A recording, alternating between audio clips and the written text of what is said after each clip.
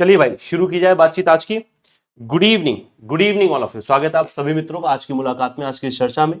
आज जिस मुद्दे पर हमारी बातचीत हो रही है वो मॉड्यूल डी की शुरुआत है। तो डबल इंक्रीमेंट सीरीज में आप इस पूरी सीरीज में आपके बीआरबीएल पर मैं बातचीत कर रहा हूं। एमसीक्यू के थ्रू आपका पूरा सिलेबस कवर किया जा रहा है।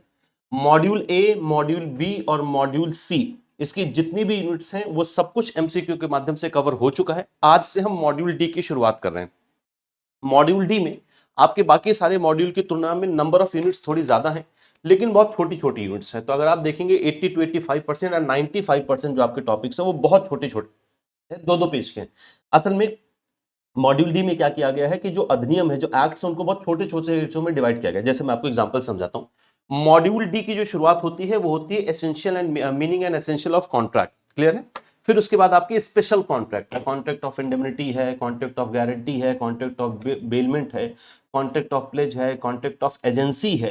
ये सारे के सारे आपके इंडियन कॉन्ट्रैक्ट एक्ट के अंतर्गत स्पेशल कॉन्ट्रैक्ट में आते हैं सारे के सारे इंडियन कॉन्ट्रैक्ट एक्ट में। लेकिन इनको क्या किया गया है, छोटे छोटे हिस्सों में डिवाइड कर दिया गया, दो दो ढाई पेज के टॉपिक बना दिए गए हैं। तो आपसे बातचीत बिल्कुल वैसे ही होगी जैसा कि आपका सिलेबस लिखा गया है। तो आज जो हमारी बातचीत हो रही है वो मॉड्यूल डी की शुरुआत से हो रही है। मॉड्यूल डी की जो पहली दो इनिशियल यूनिट्स हैं उन पर हम आज बातचीत करने वाले हैं। बहुत छोटी छोटी सी यूनिट है। जैसा मैंने आपको बताया, पहली यूनिट तो खाली यही बताती है कि कॉन्ट्रैक्ट का मतलब क्या होता है और कॉन्ट्रैक्ट के लिए एसेंशियल क्या चीजें हैं। अगर आप एक वैलिड कॉन्ट्रैक्ट कर रहे हैं तो उसके लिए क्या क्या चीजें जरूरी हैं। और पहला जो आपका स्पेशल कॉन्ट्रैक्ट है, contract of indemnity, section 124 section 125 में डिफाइन किया गया है कॉन्ट्रैक्ट ऑफ इंडेमनिटी को इंडियन कॉन्ट्रैक्ट एक्ट में। उस पर हमारी चर्चा होगी। तो सभी मित्र आ जाए भैया, सभी का स्वागत है आज की मुलाकात में, आज की चर्चा में। क्लियर है? तो बढ़ते हैं क्वेश्चंस की तरफ। उसके पहले मैं आपको बता दूं, जैसा कि आपको बताया गया है कि आपके लिए ऑफर लाया गया है इस दिवाली में, और ये ऑफर 27 अक्टूबर तक चलने वाला है। 17 अक्टूबर से इस ऑफर की शुरुआत हुई। ऑफर क्या है? ऑफर ये है कि आपको हमारे सारे ही सीआईबी के महापैक्स पर, सारे लाइव बैचेस पर 60% तक का ऑफ दिया जा रहा है। ये सारे ही महापैक्स पर होगा, चाहे वो 6 मंथ का हो, चाहे वो 12 मंथ का हो, चाहे वो 24 मंथ्स का हो, सभी पर आपको 60% तक का ऑफ मिल रहा है। और जितने भी आपके अभी लाइव बैचेस हैं उन पर भी आपको 60% तक का ऑफ दिया जा रहा है। क्या है, कौन कौन से बैचेस पर ये ऑफ आपको मिलेगा? जो अभी रिसेंट में आपके लिए बैच शुरू किया गया, जो बिल्कुल न्यू बैच है, कंप्लीट थ्योरी का बैच है ये आपका, वो है सीआईबी क्रैश कोर्स। 14 अक्टूबर से इसकी क्लासेस शुरू हुई हैं, तो बिल्कुल नया बैच है आपके लिए। ये जितने भी इंपॉर्टेंट टॉपिक्स हैं उनको थ्योरेटिकल फॉर्म में कवर करेगा। यानी अगर आपको लगता है कि आपने थ्योरी और कॉन्सेप्ट नहीं पढ़ा है तो ये बैच आपके लिए सबसे इंपॉर्टेंट है। कॉन्सेप्ट अगर आप ठीक से तैयार करना चाहते हो, कॉन्सेप्ट तैयार करना चाहिए आपको, क्योंकि उसी के माध्यम से आपका पेपर निकल सकता है। सीआईबी पेपर थोड़ा कठिन है, थोड़ा लेंदी पेपर है, इसलिए आपको कॉन्सेप्ट तैयार करना चाहिए। तो ये कंप्लीट कॉन्सेप्चुअल बैच आपके लिए, इस पर भी आपको 60% तक का ऑफ मिल रहा है 27 अक्टूबर तक। और इसके साथ आपको जो टेस्ट सीरीज है वो फ्री ऑफ कॉस्ट उपलब्ध कराई जा रही है। तो टेस्ट सीरीज भी आपको इस बैच में मिलेगी, जिसके लिए आपको कुछ भी अलग से नहीं पे करना है, वो इसी प्राइस में आपको टेस्ट सीरीज में मिल जाएगी। तो आज की शाम का सबसे पहला सवाल देखते हैं क्या है। According to Indian contract act 1872, every promise and every set of promises forming the consideration for each other is called. अगर हम इंडियन कॉन्ट्रैक्ट एक्ट की बात करें तो जो प्रॉमिस है उसके साथ अगर हम कंसिडरेशन मिला दें तो वो क्या बन जाता है? एक वाइडेबल कॉन्ट्रैक्ट बन जाएगा, एक कॉन्ट्रैक्ट बन जाता है, या एक वाइड कॉन्ट्रैक्ट बन जाता है, या एक एग्रीमेंट बन जाता है। सवाल ये है कि जो प्रॉमिस है या जो प्रॉमिसेस हैं, अगर उनके साथ हम कंसिडरेशन को मिला दें तो वो क्या फॉर्म करेगा? क्लियर है? तो वो फॉर्म करेगा वाइडेबल कॉन्ट्रैक्ट, या कॉन्ट्रैक्ट केवल, या एक वाइड कॉन्ट्रैक्ट, या एक एग्रीमेंट। क्या होगा दुरुस्त आंसर क्वेश्चन नंबर 1 पर? क्वेश्चन नंबर 1 पर क्या होगा दुरुस्त आंसर? आंसर करते चलिए मित्रों सभी। क्वेश्चन नंबर 1 पर क्या होगा दुरुस्त आंसर? आप लोग आंसर करते चलिए। क्वेश्चन नंबर 1 क्लियर है? तो कई बार कॉन्ट्रैक्ट में जो सीक्वेंस होते हैं वो भी पूछा जाता है। ठीक है, सबसे पहले कॉन्ट्रैक्ट में क्या होता है, एक ऑफर होगा, उस ऑफर का एक्सेप्टेंस होता है। क्लियर है? ऑफर का एक्सेप्टेंस होगा तो वो क्या बन जाएगा आपके लिए? ऑफर, और ऑफर के एक्सेप्टेंस के साथ वो प्रॉमिस, प्रॉमिस के साथ कंसिडरेशन मिल जाएगा तो वो बनता है एग्रीमेंट। और अगर इसी एग्रीमेंट को हम लॉ के थ्रू इन्फोर्सेबल बना दें, यानी अगर एग्रीमेंट इन्फोर्सेबल बाय लॉ है तो वो बन जाता है आपके लिए कॉन्ट्रैक्ट। यहां पर आप में से जिन मित्रों ने भी डी आंसर किया है, बिल्कुल दुरुस्त आंसर किया भैया, D option is the correct option. Question number 2 पर जाते हैं। क्वेश्चन नंबर 2 कह रहा है which of the following statement is true regarding consideration under the Indian Contract Act 1872। पहले तो आप कंसिडरेशन का मतलब समझ लीजिए क्या होता है। पहले वाले क्वेश्चन पर आंसर समझ में आ गया? देखिए, जब भी हम कोई कॉन्ट्रैक्ट फॉर्म करते हैं तो उसमें सबसे पहले क्या होना चाहिए? एक ऑफर होना चाहिए, और ऑफर के साथ अगर हम एक्सेप्टेंस को मिला देते हैं तो वो प्रॉमिस हो जाता है। प्रॉमिस के साथ अगर हम कंसिडरेशन को मिला देते हैं तो वो एग्रीमेंट हो जाएगा, और एग्रीमेंट को अगर हम इन्फोर्सेबल बाय लॉ कर देते हैं तो वो क्या कहलाता है? आपका एक वैलिड कॉन्ट्रैक्ट कॉन्ट्रैक्ट कहलाता है। तो कॉन्ट्रैक्ट बनने के लिए किसी एग्रीमेंट का इन्फोर्सेबल बाय लॉ होना चाहिए, उसे लॉ के थ्रू अगर आप इन्फोर्स करा सकते हैं, लॉ के थ्रू इन्फोर्स हो सकता है, तो ही वो क्या बनेगा, एक कॉन्ट्रैक्ट बनता है। कंसिडरेशन का मतलब क्या होता है? कंसिडरेशन का मतलब है कि मैंने आपको कुछ दिया और यदि उसके बदले मुझे कुछ प्राप्त होना है, अगर ऐसा कोई हमने वादा किया है तो वो कंसिडरेशन कहलाता है। जैसे अगर आप कोई वस्तु बाजार से खरीदने जाते हैं तो उसके बदले आप पैसा देते, तो वो वस्तु जो आपको मिल रही है उसके बदले में आप पैसा दे रहे हैं, यानी यहां पर जो कंसिडरेशन है वो मनी है। जैसे सेल्स ऑफ गुड्स एक्ट में जब आप पढ़ते हैं कंसिडरेशन, तो कंसिडरेशन के रूप में वहां पर केवल क्या है, मनी ही होती है। तो कंसिडरेशन का मतलब है कि क्या हम उसके बदले आपको उपलब्ध करा रहे हैं। ठीक है जी। अब आते हैं क्वेश्चन नंबर 2 पर। Which of the following statement is true regarding consideration under the Indian Contract Act? इनमें से कौन सा स्टेटमेंट सही है कंसिडरेशन के बारे में इंडियन कॉन्ट्रैक्ट एक्ट के अंतर्गत? क्या है, past consideration is not valid in India, जो पास्ट कंसिडरेशन है वो भारत के अंदर वैलिड नहीं है। Consideration must move from the promisee only, या consideration can be past, consideration past का भी हो सकता है, प्रेजेंट का भी हो सकता है, फ्यूचर का भी हो सकता है। Love and affection can be valid consideration, love और अफेक्शन एक वैलिड कंसिडरेशन हो सकता है इंडियन कॉन्ट्रैक्ट एक्ट के अंतर्गत। क्या होगा दुरुस्त आंसर भैया, क्या होगा दुरुस्त आंसर क्वेश्चन नंबर 2 पर?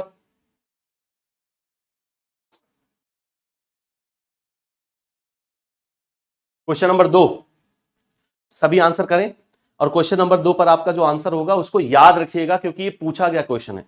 क्वेश्चन नंबर 2 पर आप में से जिन मित्रों ने भी, सफिशिएंट टाइम हम लोगों ने ले लिया भैया, आप में से जिन मित्रों ने भी आंसर सी किया है, बिल्कुल दुरुस्त आंसर किया है। जो कंसिडरेशन है वो पास्ट का भी हो सकता है, प्रेजेंट का भी हो सकता है और फ्यूचर का भी हो सकता है। तो C option is the correct option. Question number 3 पर आते हैं। which one is the correct sequence implied in the Indian Contract Act 1872? आपको करेक्ट जो सीक्वेंस जो है आपको यहां पर चुनना है, यानी अगर कोई वैलिड कॉन्ट्रैक्ट फॉर्म हो रहा है तो उसका सही सीक्वेंस क्या होगा, घटनाएं क्या है जो सही सीक्वेंस में घटेंगी। क्लियर है? सीक्वेंस क्या क्या है आपको देख लीजिए भैया, offer of a proposal, contract है, फिर प्रॉमिस होगा, फिर एग्रीमेंट होगा, फिर एक्सेप्टेंस होगा। तो पहले तीसरा आएगा, चौथा आएगा, पहला आएगा, पांचवा आएगा, पहला आएगा, चौथा आएगा और दूसरा आएगा। या बी कह रहा है कि पहले चौथा आएगा, दूसरा आएगा, तीसरा आएगा, पहला आएगा और फिर आपका आ जाएगा चौथा। यहां पर दोनों चौथा हो गया, मैं इसको पांचवा कर देना हूं, है ना, ये थोड़ा सा गड़बड़ हो गया है।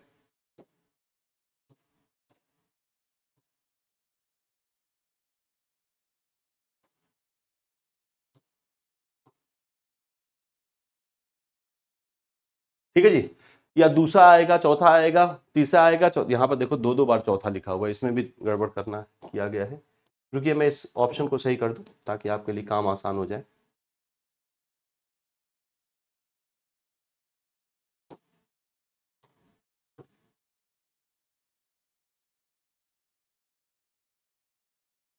क्लियर है? या पहला आएगा, पांचवा आएगा, तीसरा आएगा, चौथा आएगा और दूसरा आएगा। क्या होगा दुरुस्त आंसर, सही सीक्वेंस क्या होगा?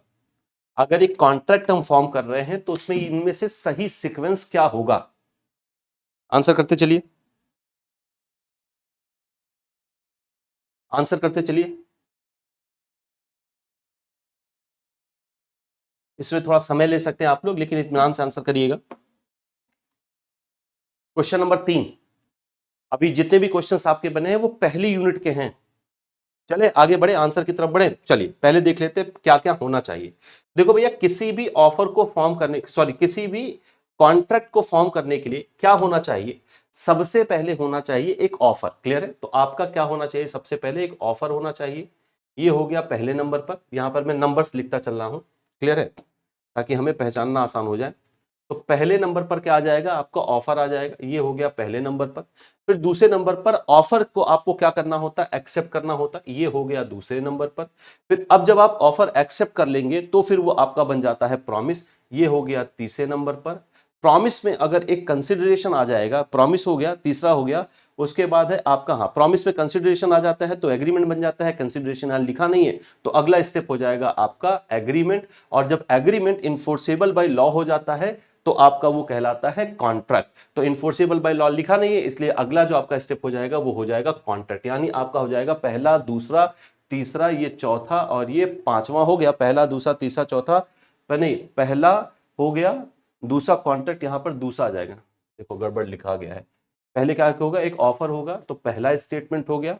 ऑफर को एक्सेप्ट किया जाएगा, ये दूसरा स्टेटमेंट हो गया। मतलब दूसरा का मतलब है यहां पर आपका आ जाएगा पांचवा। तो पहला हो गया, पांचवा हो गया, फिर आपका जो है एग्रीमेंट हो गया, और एग्रीमेंट क्या बन जाएगा आपका, प्रॉमिस तो तीसरा स्टेटमेंट आएगा, और प्रॉमिस को अगर आप कंसिडरेशन के साथ मिला देंगे तो वो बन जाएगा एग्रीमेंट, यानी ये हो गया चौथा स्टेटमेंट। और एग्रीमेंट के साथ अगर आप इन्फोर्सेबल बाय लॉ कर देंगे तो वो हो जाएगा कॉन्ट्रैक्ट, यानी यहां आ जाएगा दूसरा। हाँ, तो पहला पांचवा तीसरा चौथा दूसरा, पहला पांचवा तीसरा चौथा दूसरा, यानी जो ऑप्शन आपका बनेगा बाबू वो क्या बनेगा, डी ऑप्शन बनेगा। तो D option is the correct option, D option is the correct option. Clear हो गया? तो यहां पर जो डी ऑप्शन होगा वो क्या हो जाएगा, करेक्ट ऑप्शन हो जाएगा। अब अगर ऑफर के साथ हम एक्सेप्टेंस को मिला दे तो वो क्या बन जाता है, प्रॉमिस, प्रॉमिस के साथ कंसिडरेशन को मिला दे तो क्या बन जाता है, एग्रीमेंट, और अगर एग्रीमेंट इन्फोर्सेबल बाय लॉ हो जाता है तो क्या बन जाता है, वो एक कॉन्ट्रैक्ट बन जाएगा। क्लियर है? ये बात समझ में आ गई भैया क्यों ऐसा हुआ है? वहां पर मैंने लिख दिया है, इसका आंसर आपका क्या बनेगा, डी। तो आप में से जिन मित्रों ने भी डी आंसर किया बिल्कुल दुरुस्त आंसर किया है। क्वेश्चन नंबर 4 पर आते हैं।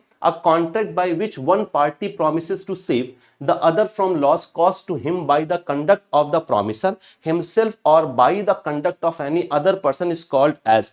एक कॉन्ट्रैक्ट भैया जिसमें एक पक्ष ने प्रॉमिस किया है, वो कौन सा कॉन्ट्रैक्ट होता है जिसमें एक पार्टी ने प्रॉमिस किया है कि अगर आपको मेरे किसी कंडक्ट द्वारा, यानी प्रॉमिसर के ही किसी कंडक्ट से अगर कोई नुकसान हुआ या किसी थर्ड पार्टी के द्वारा कोई नुकसान हुआ तो हम आपको उस पर कॉम्पनसेशन प्रोवाइड करेंगे। ऐसा अगर कोई कॉन्ट्रैक्ट हुआ तो कॉन्ट्रैक्ट क्या कहलाता है, उसे हम श्योरिटी कॉन्ट्रैक्ट कहते हैं, सिंपल कॉन्ट्रैक्ट कहा जाता है, या कॉन्ट्रैक्ट ऑफ इंडेमनिटी कहते हैं, या इनमें से कुछ भी नहीं होगा। क्वेश्चन क्लियर है भैया? कि इस एक ऐसा कॉन्ट्रैक्ट जहां पर एक पक्ष ने दूसरे पक्ष से, एक पार्टी ने दूसरे पार्टी से ये प्रॉमिस किया कि अगर मेरे द्वारा आपको कोई, मेरे किसी कंडक्ट से आपको कोई नुकसान होगा या थर्ड पार्टी के किसी कंडक्ट से आपको कोई लॉस होगा तो उस केस में मैं आपको यह वायदा करता हूं कि आपको कॉम्पनसेशन प्रोवाइड किया जाएगा। तो ऐसा कॉन्ट्रैक्ट क्या कहलाता है? ऐसे कॉन्ट्रैक्ट को हम क्या कहते हैं? श्योरिटी कॉन्ट्रैक्ट है, सिंपल कॉन्ट्रैक्ट है, कॉन्ट्रैक्ट ऑफ इंडेमनिटी है, या नन ऑफ द अबव। मैं आपको क्लू दे देता हूं, इसको डिफाइन किया गया है इंडियन कॉन्ट्रैक्ट एक्ट के सेक्शन 124 और सेक्शन 125 के अंतर्गत। क्लियर है? चलिए, सफिशिएंट समय हम लोगों ने इस पर्टिकुलर क्वेश्चन पर ले लिया है। आप में से जिन मित्रों ने भी आंसर किया है सी, बिल्कुल दुरुस्त आंसर है। आंसर बनेगा कॉन्ट्रैक्ट ऑफ इंडेमनिटी। क्या बनेगा? Contract of indemnity. Contract of indemnity आप इंश्योरेंस में देखते हैं। कॉन्ट्रैक्ट ऑफ इंडेमनिटी कैसा कॉन्ट्रैक्ट होता है जहां पर एक पार्टी दूसरी पार्टी से ये प्रॉमिस करता है कि साहब मैं आपके साथ ये वायदा करता हूं अगर मेरे द्वारा या किसी थर्ड पार्टी के द्वारा किए गए किसी कंडक्ट से अगर आपको नुकसान होगा तो आपको कॉम्पनसेशन दिया जाएगा। जैसे यहां पर दो पार्टीज होती हैं, समझते हैं ध्यान से क्या होता है कॉन्ट्रैक्ट ऑफ इंडेमनिटी। मान लेते हैं कि यहां पर एक व्यक्ति है जिसका नाम है आशीष, एक व्यक्ति है जिसका नाम है आशीष, उससे एक व्यक्ति जिसका नाम है आदित्य। आदित्य ने यह वायदा किया कि साहब मैं आपको यह प्रॉमिस करता हूं कि अगर मेरे किसी कंडक्ट द्वारा, आदित्य के किसी कंडक्ट से या किसी थर्ड पार्टी के किसी कंडक्ट से आशीष को नुकसान हुआ तो मैं आपको कॉम्पनसेशन प्रोवाइड करूंगा। ये जो कॉन्ट्रैक्ट है वो कहलाता है कॉन्ट्रैक्ट ऑफ इंडेमनिटी। यहां पर जिसको ये कॉन्ट्रैक्ट दिया गया, यानी जिसको कॉम्पनसेशन देने की बात की गई है नुकसान होने की कंडीशन में, वो कहलाता है इंडेमनीफाइड। वो क्या कहलाता है भैया? उसको हम कहते हैं इंडेमनीफाइड, या इसको कहते हैं इंडेमनिटी होल्डर। ये पार्टी याद रखिएगा, लास्ट वाले एग्जामिनेशन में इसको पूछा गया है। पार्टीज का नाम आपका जो 28 जून 2025 को पेपर हुआ था बीआरबीएल, वो पूछा गया था। इंडेमनीफाइड इंडेमनिटी होल्डर कहते हैं, और जिसने प्रॉमिस किया है यानी जो प्रॉमिसर है वो कहलाता है इंडेमनीफायर। उसको हम क्या कहते हैं? इंडेमनीफायर कहा जाता है, इंडेमनीफायर। अब जैसे एग्जांपल ले ले तो जैसे आपने एलआईसी का बीमा परचेज किया तो एलआईसी ने आपसे वायदा किया कि भैया अगर आपको कोई दुर्घटना मेरे द्वारा या किसी थर्ड पार्टी के द्वारा कोई भी दुर्घटना अगर आपके साथ होगी तो मैं आपको आपका एक्चुअल लॉस कॉम्पनसेशन दूंगा। तो इंडेमनीफायर क्या हो गया? एलआईसी। एलआईसी क्या हो गया? इंडेमनीफायर। और मैंने ये बीमा परचेज किया था तो मैं क्या कहलाऊंगा? इंडेमनीफाइड या इंडेमनिटी होल्डर इसको कहते हैं। ये डिफाइन किया गया है सेक्शन 124 और सेक्शन 125 में। इंडियन कॉन्ट्रैक्ट एक्ट का ये पहला स्पेशल कॉन्ट्रैक्ट है। क्लियर है? तो चलिए आगे बढ़ते भैया। पार्टीज का नाम याद रखिएगा क्योंकि पूछा गया।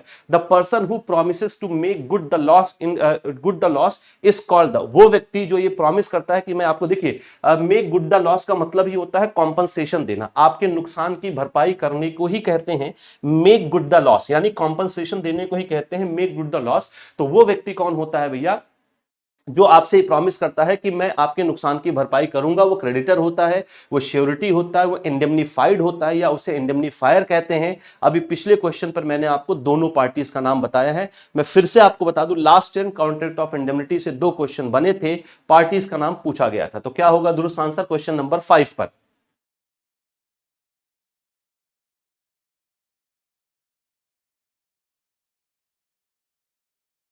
क्वेश्चन नंबर 5 पर सफिशिएंट समय हम लोगों ने ले लिया है। जो व्यक्ति प्रॉमिस कर रहा है कि भैया मैं आपके नुकसान की भरपाई करूंगा अगर कोई नुकसान आपको होता है, क्योंकि हम दोनों ने कॉन्ट्रैक्ट किया है, तो उस पार्टी को हम कहते हैं इंडेमनीफायर। उसे हम क्या कहेंगे? इंडेमनीफायर, यानी डी ऑप्शन आप लोगों का बिल्कुल दुरुस्त होगा।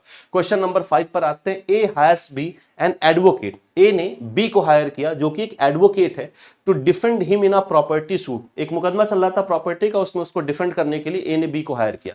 ए promises to indemnify B against all consequences of his litigation. Clear है? ए हायर्स बी, जिसमें से ए ने प्रॉमिस किया कि किसको? ए प्रोमिसेस टू इंडेमनीफाई बी, जिसमें से ए ने बी को प्रॉमिस किया कि साहब मैं आपको इंडेमनीफाई करूंगा जो भी कॉन्सिक्वेंसेस आएंगे इस लिटिगेशन में। क्लियर है?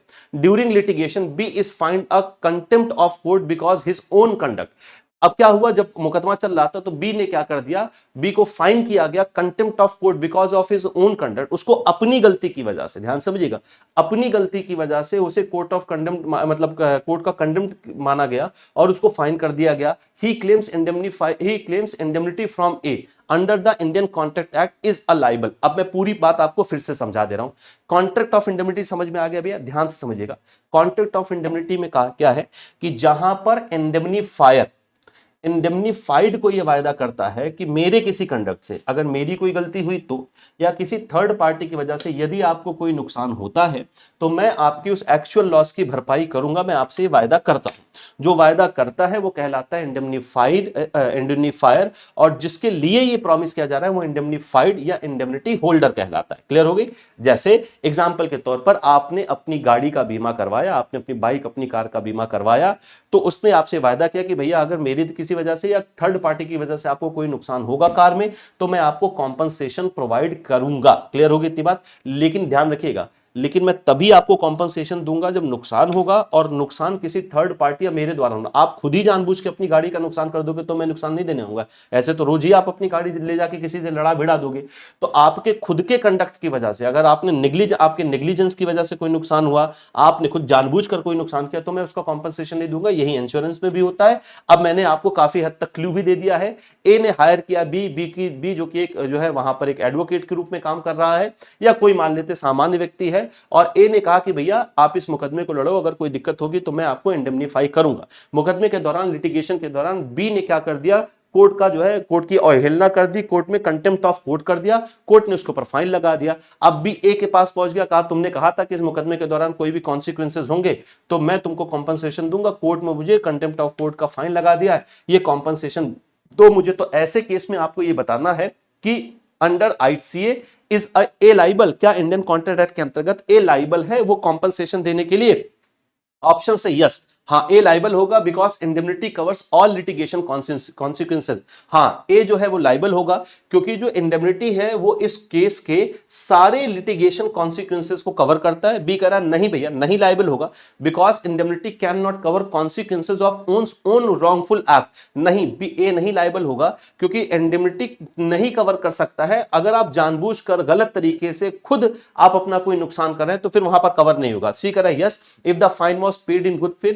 अगर फाइन गुड फेथ में पे किया गया है तो बिल्कुल होगा। डी कह रहा only if expressly provided in the agreement. अगर एग्रीमेंट में एक्सप्रेसली ऐसा लिखा गया है, लिखा गया एग्रीमेंट में बात शामिल की गई है कि हम इसका कॉम्पनसेशन देंगे, तो कॉम्पनसेशन के लिए लाइबल होगा। अब मैंने आपको पूरी बात समझा भी दी है, आपको क्लू भी दे दिया है। अब आप बताइए क्या होगा दुरुस्त आंसर?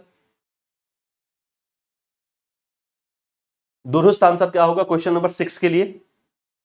चलिए क्वेश्चन नंबर 6 पर आंसर की तरफ बढ़े। आप में से जिन मित्रों ने भी नो को चुना है, यानी बी को चुना है, बिल्कुल दुरुस्त आंसर चुना है, क्योंकि आपने जानबूझकर रॉन्गफुल एक्ट किया है, आपने जानबूझकर अपना नुकसान किया है, तो जानबूझ के किए गए नुकसान पर मेरी कोई लायबिलिटी नहीं बनती है, यानी इसका आंसर होगा B. B option is the correct option. Question number 7 पर आते हैं। As per Indian contract act 1872 the indemnity holder is not titled to. जो इंडेमनिटी होल्डर है यानी जो इंडेमनीफाइड है वो इनमें से किस चीज के लिए इनटाइटल्ड नहीं है? इनमें से किस चीज के लिए इनटाइटल्ड नहीं है? Damage for liability incurred which is not absolute. ऐसा कोई डैमेज हुआ है जिसमें लाइबिलिटी इनकर्ड हुई लेकिन वो एब्सोल्यूट नहीं, आप उसकी गणना नहीं कर पा रहे हो, all damage which he may be compelled to pay in any suit in respect of any matter to which the promise apply.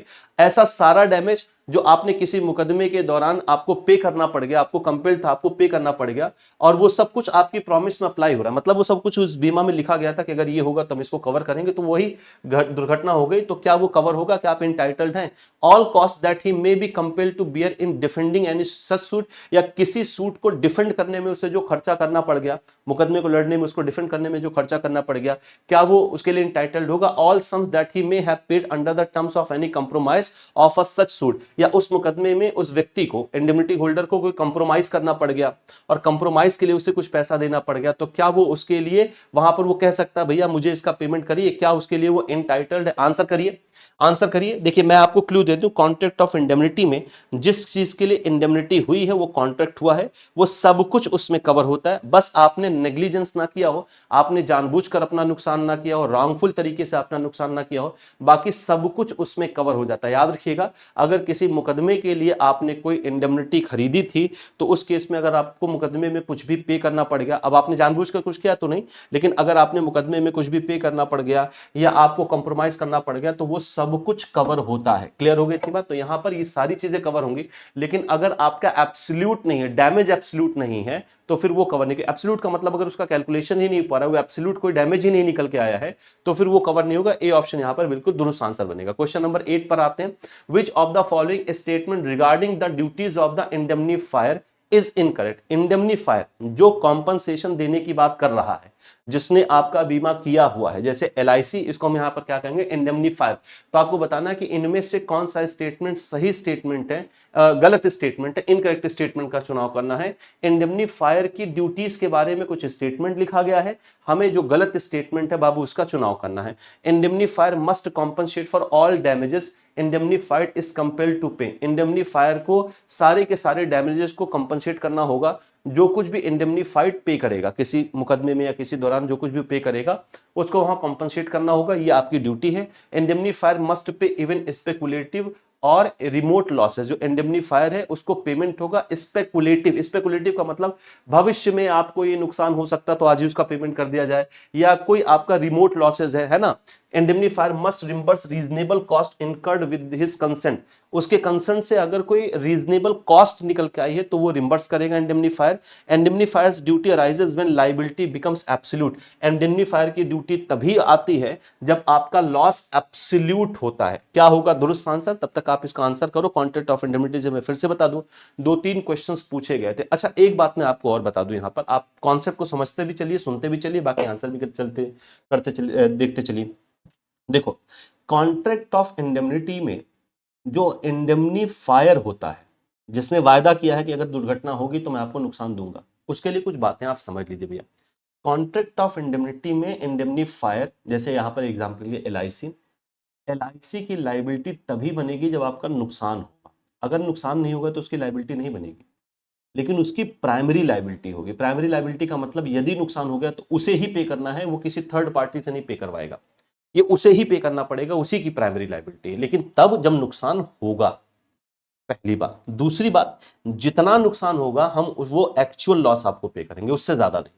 तो नुकसान होगा तभी हमारी लायबिलिटी क्रिएट होगी, जितना नुकसान होगा हम उतना पे करेंगे और हमारी प्राइमरी लायबिलिटी होगी। तो कॉन्ट्रैक्ट ऑफ इंडेमनिटी में इंडेमनीफायर की प्राइमरी लायबिलिटी होती, वहां पर कोई और व्यक्ति नहीं है उसको कंपनसेशन देने के लिए, लेकिन तब जब नुकसान होगा और जितना नुकसान होगा उतना हम देंगे, और वही नुकसान देंगे जो उस कॉन्ट्रैक्ट में कवर हो रहा है। ठीक हो गई जितनी बार?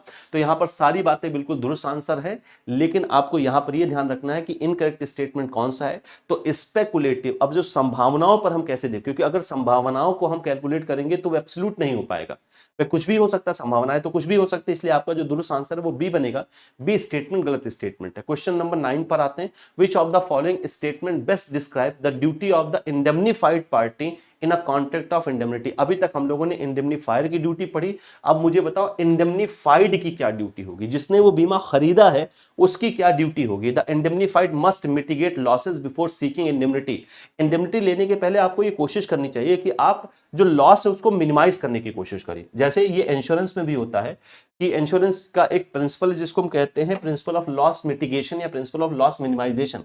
जैसे मान लीजिए आपने अपनी दुकान का बीमा कराया और दुकान फायर इंश्योरेंस कराया और दुकान में आग लग गई, तो ठीक है, दुकान में आग लग गई, आपने फायर इंश्योरेंस कराया था और उसका कंपनसेशन आपको मिलेगा, लेकिन लॉस मिटिगेशन ये कहता है, प्रिंसिपल ऑफ लॉस मिनिमाइजेशन या मिटिगेशन ये कहता है कि जब दुर्घटना हो तो आपको ये पूरी कोशिश करनी चाहिए कि आप लॉस को कम से कम होने दें, नुकसान को बचाएं। अगर बीमा कंपनी को ये पता चल गया कि इन्होंने नुकसान कतई नहीं बचाया, बल्कि जब आग लगी तो दो चार चीजें और उसमें ये फेंक दिए ताकि उसका भी कॉम्पनसेशन मिल जाए, तो आपका जो इंश्योरेंस है वो टर्मिनेट हो जाएगा। तो सबसे पहले आपको ये कोशिश करनी चाहिए कि अगर लॉस हो रहा है तो उसको मिनिमम करें, उसको कम से कम करें। तो इंडेमनिटी के पहले आपको ये कोशिश करनी चाहिए, आपकी ड्यूटी होनी चाहिए कि लॉस कम से कम हो। The indemnified must pay an advance to the indemnifier, जो इंडेमनीफाइड है वो एडवांस पे करेगा इंडेमनीफायर को। या the indemnified is liable to bear all expenses initially, या शुरुआत में इंडेमनीफाइड ही सारे लॉसेस को बियर करता है। क्लियर है? अब आपको क्या करना है, जो सबसे अच्छा डिस्क्राइब कर रहा है वो आपको बताना है। The indemnified can increase the claim limit, क्या है, यूनिलैटरली, और यूनिलैटरली जो आपका इंडेमनीफाइड है वो क्लेम की धनराशि को बढ़ा सकता है। इसमें से कौन है जो सही तरीके से इसकी ड्यूटी को डिस्क्राइब कर रहा है? तो सही ड्यूटी कौन डिस्क्राइब कर रहा है? क्या इंडेमनीफाइड को कोई एडवांस पे करना होता है इमीडिएट? तो ऐसा कुछ भी नहीं, तो ये स्टेटमेंट गलत हो गया। ऑल एक्सपेंसेस इनिशियली जो आएंगे, नहीं भैया, जो भी एक्सपेंसेस आएंगे वो आपका इंडेमनीफायर बियर करेगा, उसने ही ये वायदा किया था। और क्लेम की लिमिट को आप इंक्रीज नहीं कर सकते, इसलिए जो दुरुस्त आंसर बनेगा वो बनेगा आपका ए ऑप्शन। क्वेश्चन नंबर 10 पर आते हैं भैया। अच्छा, 9 क्वेश्चन से कॉन्ट्रैक्ट ऑफ इंडेमनिटी और कॉन्ट्रैक्ट, इंडियन कॉन्ट्रैक्ट एक्ट का जो एसेंशियल है। मुझे उम्मीद है कि कॉन्ट्रैक्ट ऑफ इंडेमनिटी में आपको सारी बातें विधिवत तरीके से समझ में आ गई होंगी। भैया बहुत इत्मीनान से इसको पढ़िए, समझिए, क्योंकि ये आपसे लास्ट एग्जामिनेशन में पूछा गया था। सारे के सारे स्पेशल कॉन्ट्रैक्ट से क्वेश्चन पूछा गया था। स्पेशल कॉन्ट्रैक्ट को इसी सीक्वेंस में आप पढ़ेंगे, contract of indemnity, contract of guarantee, contract of bailment, contract of pledge, और आखिरी स्पेशल कॉन्ट्रैक्ट था contract of agency. Contract of indemnity में दो पार्टी होते हैं, इंडेमनीफायर, इंडेमनिटी होल्डर या इंडेमनीफाइड जिसको हम कहते हैं, जिसने वो बीमा खरीदा है, जिसने वो वायदा परचेज किया है। और ड्यूटीज के बारे में हमने देखा, लाइबिलिटीज के बारे में हमने देखा, प्राइमरी लाइबिलिटी होती है इंडेमनीफायर की, ये भी आपको याद करते हुए चलना है। तो आज के लिए फिर इतनी ही चर्चा रखते हैं मित्रों। इसके अलावा जैसा कि मैंने आपको पीछे बताया कि दिवाली पर आपको 60% तक का ऑफ दिया जा रहा है। 27 अक्टूबर तक आपके लिए ऑफर अवेलेबल होगा। ये ऑफर हमारे CIB के सारे ही महापैक्स पर है, जो भी महापैक्स हैं उन पर ये ऑफर आपके लिए अवेलेबल है। और महापैक पर मित्रों आपको ध्यान से समझिएगा, जो पीछे मैंने आपको बैचेस बताए हैं, क्रैश कोर्स के बारे में जो मैंने आपको बताया, वो आपको महापैक में फ्री ऑफ कॉस्ट मिलेगा यदि आप महापैक को सब्सक्राइब करते हैं तो। अब अगर आपका RBI का भी प्रिपरेशन चल रहा है या आप करना चाहते हैं तो RBI के फेज 1 फेज 2 के लिए भी बैचेस अवेलेबल हैं। समर्थ RBI के लिए अगर आपका कोई एक सिंगल सब्जेक्ट रुका हुआ है, कंपलसरी पेपर में से आपके मान लेते हैं 2 पेपर 3 पेपर क्लियर हो गए, कोई एक पेपर रुका है, तो आप केवल और केवल एक सब्जेक्ट भी सब्सक्राइब कर सकते हैं। चारों के चारों कंपलसरी पेपर यहाँ पर आपके लिए अवेलेबल है, आप एक सब्जेक्ट भी सब्सक्राइब कर सकते हैं। ठीक हो गई जितनी बात। चलिए नेक्स्ट है इलेक्टिव पेपर, हम आपको 4 उपलब्ध कराते हैं, HRM, central banking, risk management और रूरल बैंकिंग। अगर आप चाहें तो इलेक्टिव पेपर को आप सिंगल सब्जेक्ट के रूप में भी सब्सक्राइब कर सकते हैं, और अगर आप महापैक लेंगे तो आपको ये फ्री ऑफ कॉस्ट मिलेगा। कुछ भी आप और मुझसे जानना चाहते हैं, पूछना चाहते हैं, तो QR कोड को स्कैन करके आप जुड़ सकते हैं। मैं आपके सवालों के जवाब के साथ इस टेलीग्राम ग्रुप पर लगातार बना रहता हूं। तो आज के लिए फिर इतनी ही चर्चा रखते हैं मित्रों। अब कल जो आपसे मुलाकात होगी, जो अगली मुलाकात होगी, वो मॉड्यूल D के अगले स्पेशल कॉन्ट्रैक्ट पर हम बातचीत करेंगे, कॉन्ट्रैक्ट ऑफ गारंटी और कॉन्ट्रैक्ट ऑफ बेलमेंट पर। आज के लिए फिर इतनी चर्चा रखते हैं। बहुत बहुत धन्यवाद।